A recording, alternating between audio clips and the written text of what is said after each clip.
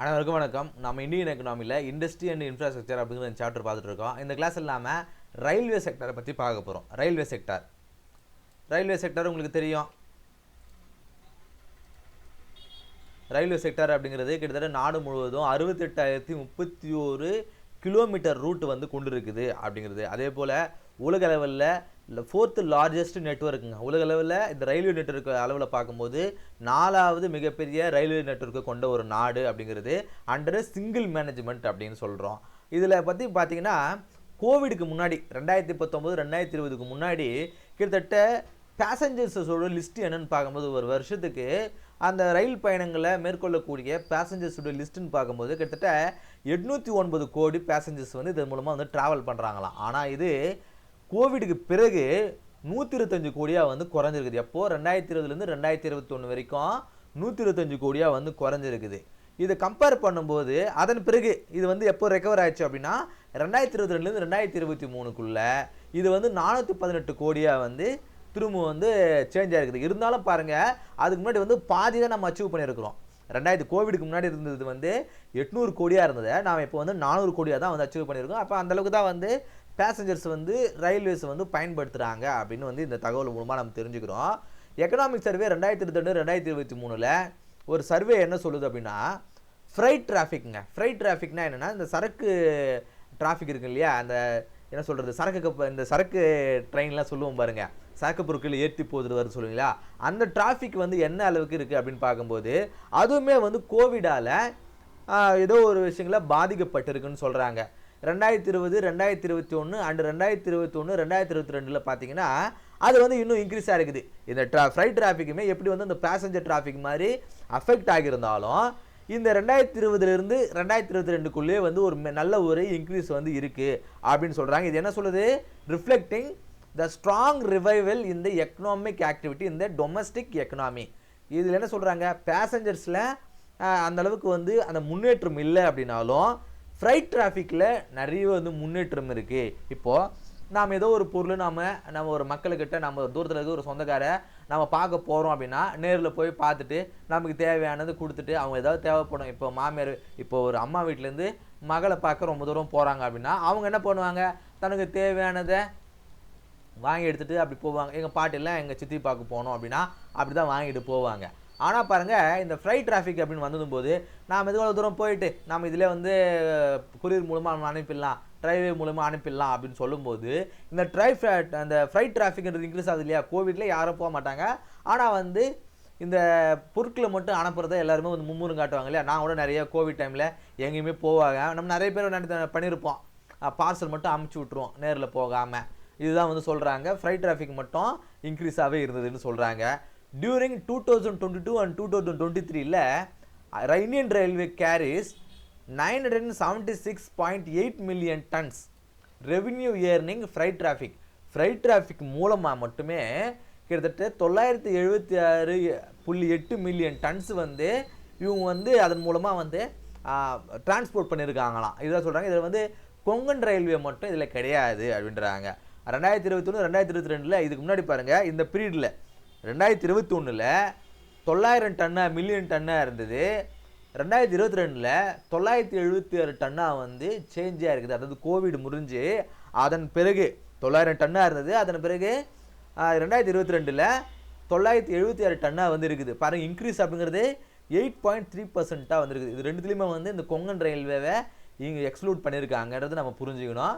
So அந்தளவுக்கு passenger traffic வந்து affect ஆனாலும் அது ரெக்கவர் ஆனாலுமே இந்த ஃப்ரைட் டிராஃபிக் அப்படிங்கிறது பேசஞ்சர் டிராஃபிக்கை காட்டிலும் அதிகப்படியாக இன்க்ரீஸ் ஆகிருக்கு அப்படின்னு சொல்கிறாங்க. அதன் பிறகு இதில் வேறு என்னென்ன இனிஷியேட்டிவ்ஸை கவர்மெண்ட் கொண்டு வந்திருக்காங்க. ஏன்னா கோவிட்னால அஃபெக்ட் ஆன ஒரு செக்டர் வந்து ரயில்வே செக்டர். இருந்தாலும் இதை இம்ப்ரூவ் பண்ணுறதுக்காக கவர்மெண்ட் என்னென்ன மாதிரியான ஸ்டெப்ஸ் வந்து எடுத்திருக்காங்க அப்படின்னு பார்க்கும்போது மொபைல் அப்ளிகேஷன்ஸுங்க. இந்த ஃப்ரைட் ஆப்ரேஷன்ஸை பாரிச்சாலன் அப்படிங்கிற ஒரு மொபைல் அப்ளிகேஷனை கவர்மெண்ட் ஆஃப் இந்தியா வந்து கொடுத்துருக்காங்க. அதன் மூலமாக வந்து நம்மளுடைய இந்த பார்சலுடைய அந்த டிரான்ஸ்போர்ட்டு டீட்டெயில்ஸ் நம்மளால் தெரிஞ்சிக்க முடியும், புக்கிங் மூலமாக தெரிஞ்சிக்க முடியும் அப்படின்ற மாதிரி சொல்கிறாங்க. அதுமாதிரி Indian railway installing solar panels on rooftop of coaches for train lighting system, solar plans of 50 megawatts to be set up on the rooftop of IR பில்டிங்ஸுங்க. இதெல்லாம் சொல்கிறாங்க ரூஃப் டாப் அந்த கோச்சஸ் இருக்குது இல்லையா, railway coaches, அந்த ட்ரெயினுக்கு மேலே வந்து அந்த என்ன சொல்கிறது இந்த சோலார் பேனல்ஸ் வந்து ப்ளேஸ் பண்ணியிருக்காங்க. எதுக்காக அப்படின்னா லைட்டிங்காக.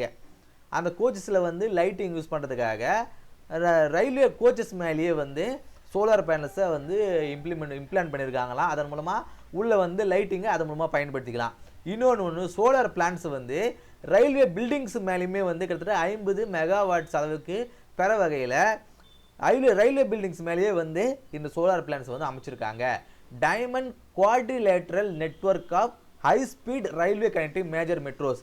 குவாட்ரிலேட்ரல்னா என்ன அப்படின்னா, இப்போ இந்தியா இருக்குன்னா அதை வந்து அந்த ப்ளஸ் மாதிரி வந்து பிரிச்சிருக்காங்க. அதன் மூலமாக டெல்லி, மும்பை, கொல்கத்தா, சென்னை இந்த 4 நாடுகளையும் வந்து இழுக்கிற அளவுக்கு ஹை ஸ்பீட் ரயில்வேட்டில் போயிட்டு வர அளவுக்கு அந்த ரயில்வே வந்து அமைச்சிருக்காங்களாம். Safety becomes the highest priority. Railway துறையில் சேஃப்டி ரொம்ப முக்கியம் அப்படிங்கிறதுனால ரயில்வே ஆக்சிடென்ட்ஸ் வந்து எந்த அளவுக்கு ஆகிருக்கு அப்படின்னு பார்க்கும்போது 2018 2019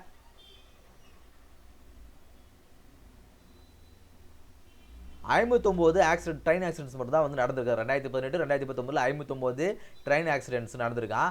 இது கம்பேர் பண்ணும்போது 2019 55 வந்திருக்குது. அப்போ அந்த வருஷத்துலேருந்தே இன்னுமே வந்து குறைஞ்சிருக்குது. இது இன்னுமே வந்து 22 வந்து குறைஞ்சிருக்குன்னு சொல்கிறாங்க. அதாவது இந்த சேஃப்டிக்காக கவர்மெண்ட் ஆஃப் இந்தியா ரயில்வேல நிறைய இனிஷியேட்டிவ்ஸ் எடுத்திருக்காங்க அப்படின்னு சொல்கிறாங்க. அப்போ பாருங்கள் 2018 51 ரயில்வே ஆக்சிடெண்ட்டாக இருந்தது, 19 55 ஆகும், 20 இன்னுமே 22 வந்து குறைஞ்சிருக்கு அப்படின்றத இதன் மூலமாக நம்ம தெரிஞ்சுக்கிறோம். அதன் பிறகு private players allow to operate in railway sector through PPP mode, அதாவது பப்ளிக் ப்ரைவேட் பார்ட்னர்ஷிப். அந்த ஸ்கீமின் மூலமாக ப்ரைவேட் கார்பரேஷனுக்குள்ளேயே அவங்களுமே வந்து ரயில்வே இண்டஸ்ட்ரிக்குள்ளே கொண்டு வராங்க. இதன் மூலமாக 150 pairs of train services identified of introduction of 151 modern trains. அதாவது 150 ட்ரெயின் சர்வீசஸை வந்து இதுக்குள்ளே வந்து கொண்டு வந்திருக்காங்களாம். நிறைய விஷயங்கள் கூட கேட்ரிங் ஆகட்டும், இந்த மெயின்டைனிங் ஆகட்டும், டிக்கெட் சிஸ்டம் ஆகட்டும், இது மூலமாக வந்து ஒரு 150 பேர்ஸை வந்து கொண்டு வரதன் மூலமாக 150 மாடர்ன் ட்ரெயின்ஸை வந்து இவங்களுக்கு வந்து கொடுத்துருக்காங்க. 151 ட்ரெயின்லையுமே வந்து இவங்க அந்த பார்ட்டிசிபேஷனை இதன் மூலமாக வந்து கொண்டு வந்திருக்காங்க. அதுக்கு private entity shall be responsible for financing, procuring, operating and maintaining the trains and shall have the freedom to decide on the fare to be charged from its passengers.